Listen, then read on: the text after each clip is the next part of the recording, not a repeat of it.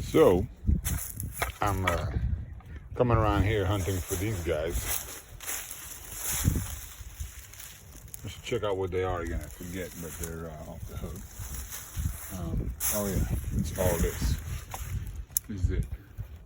So I will be hitting that pretty hard too in there, because it takes over and it has an incredibly dense root mass. They're just poking up. They also come through. They're the only plant, maybe dandelions, that come through. Incredibly dense root mass that can enter the grass and take over the grass, and it just keeps moving. It's just it's maybe the most dominant weed I've ever met. But this is working, I think. And if you see it, I put a thick layer of this, then at least you get a mulch, and I hit it with this, and that'll knock it back at least. So then if I see something coming up good, I can always put cardboard, straight cardboard.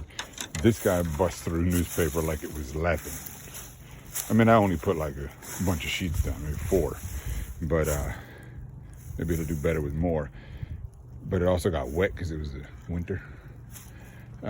So here are some transplanted cardoon, which are just spectacular. These leaves become ginormous, and then you can use them as like mulch or as a blanket or something. They're great. I also put some of the mullein here, which is what this is probably. Yeah.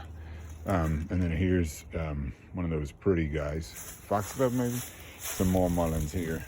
We're going to take this up mostly to block this weed, but that was the first idea. But instead, this would be better. And also, now that we have this here, this is a great barrier for that weed. You can get them out of this stuff, okay?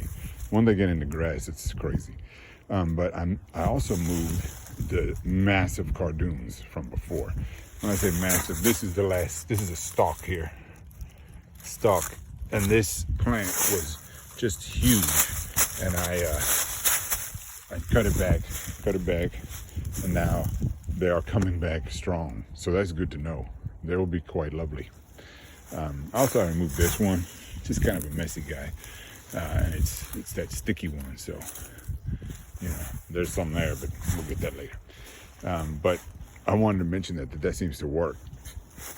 If you get the crown of the cardoon, that seems to get rid of it. So this too looks like new growth here. So, and if we go to the cardoons themselves, here's 3 more.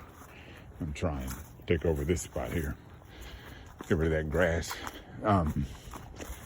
But there was, let's just double check. Those first 3 huge ones were from here, which remember was like that. It was like that, for sure, that big, right here. And I don't see any growth. So if you get the crowns out, it's not even that much. Just do what you think you need to do. There's also one here, and I don't see any new growth, which is great, because it just dominates. Let's see how this all pushed this way. We back it up, because there was a huge plant right here. It splits and splits and splits. This was a seed that came down, and I think we probably have a few crowns here. Yep, here's one going back down there. It's just crazy. But I harvest these, and they're great mulch. It's just unbelievable. These are actually artichoke. This is artichoke. This is artichoke, and this is a cardoon. They're just massive. But they're very convenient. Like, I can't believe this weed is living. I only think it's a few inches deep there before it gets crappy, like with debris and gravel and stuff. Anyway, yeah, I thought a cardoon note would be helpful, because these plants really are pretty cool.